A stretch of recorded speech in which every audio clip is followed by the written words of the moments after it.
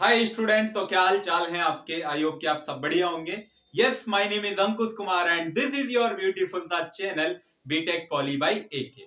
तो आज की क्लास क्लास नहीं है स्टूडेंट, एक वीडियो है। जो आपके डाउट्स हैं वो हम क्लियर करने वाले हैं कि सर हम बीटेक के फर्स्ट ईयर में हैं, फर्स्ट सेम में हैं और हमको पता नहीं है कि एकेटीयू की जो आंसर शीट आती है उसको कैसे लिखना होता है, क्या पैटर्न है उसका, हम कैसे लिख सकते हैं, बढ़िया से बढ़िया हम नंबर कैसे ला सकते हैं अपने एग्जाम में। कि सर हमारी कोई भी बैक नहीं आनी चाहिए, हमें थोड़ा सा गाइड कर दीजिए। तो मैं आपको अपना एक्सपीरियंस शेयर करने वाला हूं।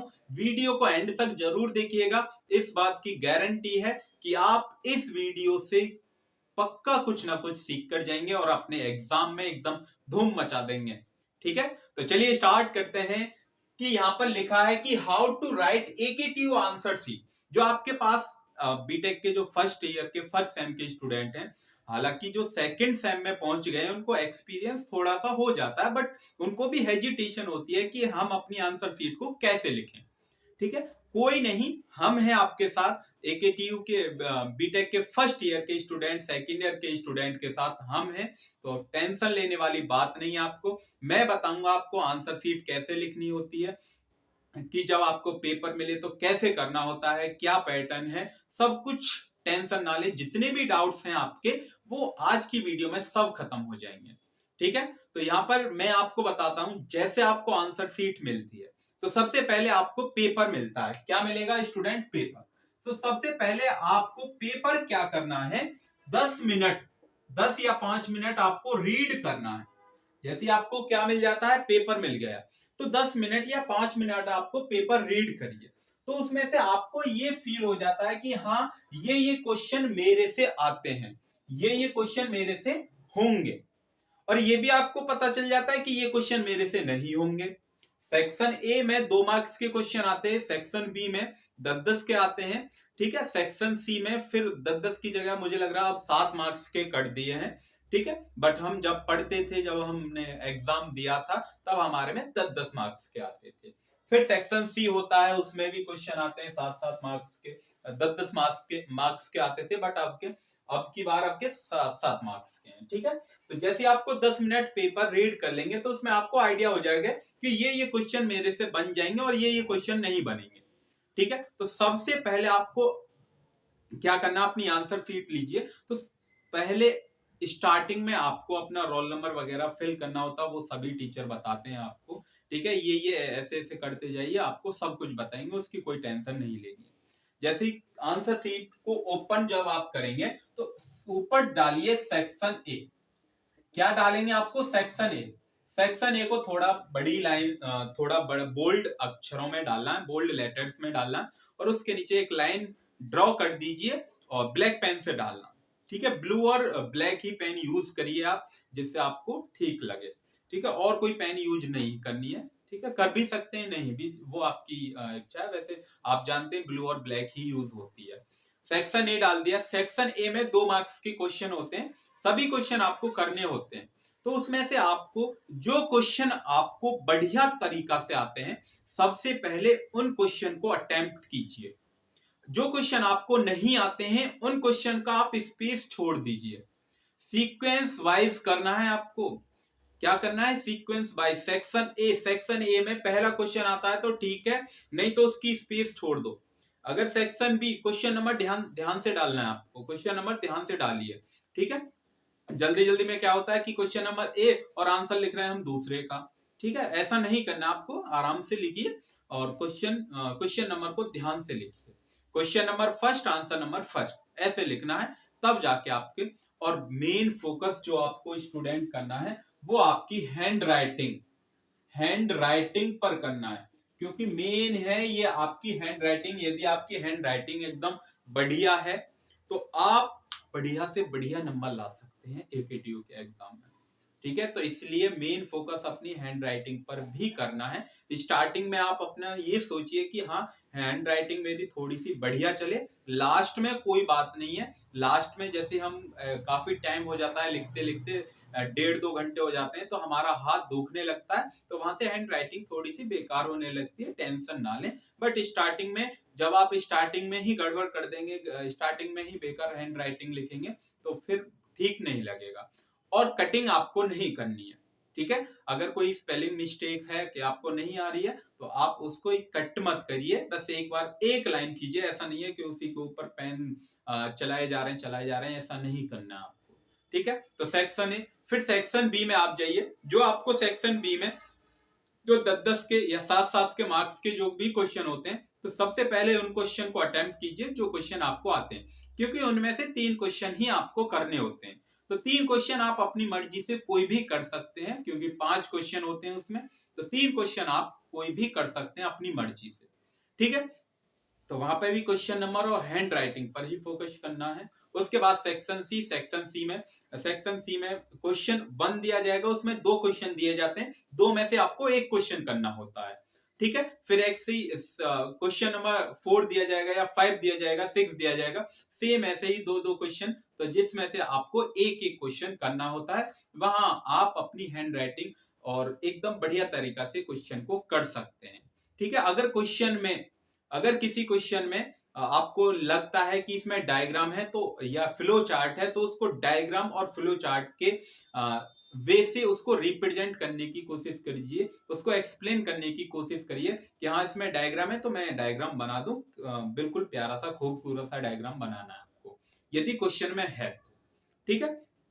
तो और उसके बाद क्या है, उसके बाद जैसे ही आपका एग्जाम खत्म हो जाए तो पहले आपको फिर देखिए कि हम मेरा कोई क्वेश्चन बच तो नहीं रहा, क्या कोई क्वेश्चन छूट तो नहीं गया। जो आपके क्वेश्चन रह जाते हैं उनको आप कोशिश करिए कि कहीं आपको मेन कीवर्ड्स रहते हैं, मेन कीवर्ड्स अगर क्वेश्चन है कोई भी तो उसमें आप थोड़े अपनी तरफ से भी लिखेंगे और कुछ कीवर्ड्स आप उसमें डालेंगे अपनी तरफ से, तो वहां पर टीचर कोशिश करता है कि आपको अच्छे से अच्छे नंबर दे दिए जाएं, ठीक है। तो आपको कीवर्ड्स का भी ख्याल करना है कि कीवर्ड्स भी हमें डालने हैं। जैसे ही आपने कोई कीवर्ड्स लिख दिया तो उसके नीचे अंडरलाइन उसको कर दीजिए। जैसे ही मैंने यहाँ पर कोई कीवर्ड्स लिख दिया, कोई मेन वर्ड है, इसको अंडरलाइन, ऐसा नहीं है पूरी लाइन को ही अंडरलाइन करना, नहीं, उस वर्ड्स को अंडरलाइन कीजिए जो मेन मेन कीवर्ड है। और कोशिश करिए कि जब भी आप आंसर लिखें तो अपने बुलेट पॉइंट में लिखें या फिर एरो लगा के लिखें, जैसा भी आपको। पैराग्राफ लेंथी नहीं होना चाहिए, यदि आप पैराग्राफ में लिख रहे हैं तो लेंथ नहीं होनी चाहिए उसकी कि पैराग्राफ में ही लिखे जा रहे हैं। तो कोशिश करिए कि बुलेट पॉइंट में आप अपना आंसर लिखें, ठीक है। और उसके बाद क्या है कि डेफिनेशन आप 2 या 3 लाइन में लिख सकते हैं। उस डेफिनेशन को इन्वर्टेड कॉमा में बंद कर दीजिए। किसमें? इन्वर्टेड कॉमा में बंद कर दीजिए, जिससे उस टीचर को समझ में आ जाए कि हाँ ये डेफिनेशन है, ठीक है।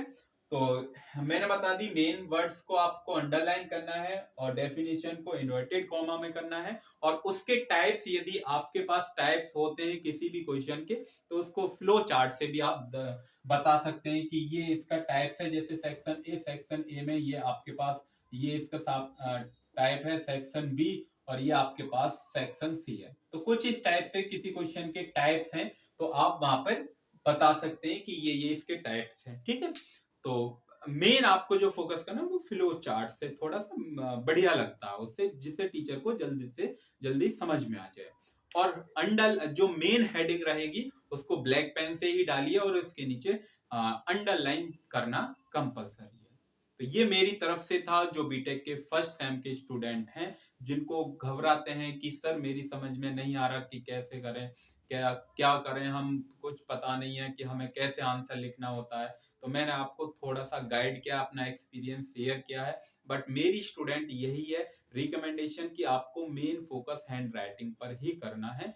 हैंड राइटिंग यदि आपकी बढ़िया है तो आप बिल्कुल भी टेंशन ना लें, कोई भी बैक नहीं आएगी। आप अपनी तरफ से भी लिख सकते हैं, ऐसा नहीं है जो आप पढ़ के आए हैं वही आप अपनी लैंग्वेज में भी वहां पर लिख सकते हैं, ठीक है। और दूसरे नंबर पर ये how to get good marks. तो आप जानते हैं मैंने एक स्ट्रेटेजी की वीडियो बनाई है, तो उस वीडियो को आप देख सकते हैं। मैंने बताया कि आपको कैसे कैसे पढ़ना है। 8 दिन आपके बचे हैं, तो कैसे कैसे आप पढ़ेंगे जिससे आपके बढ़िया से बढ़िया मार्क्स आपके आ जाएं और कोई भी बैक नहीं आए फर्स्ट ईयर में, ठीक है। इसके बाद हाउ टू मेंटेन 8 सीजीपीए।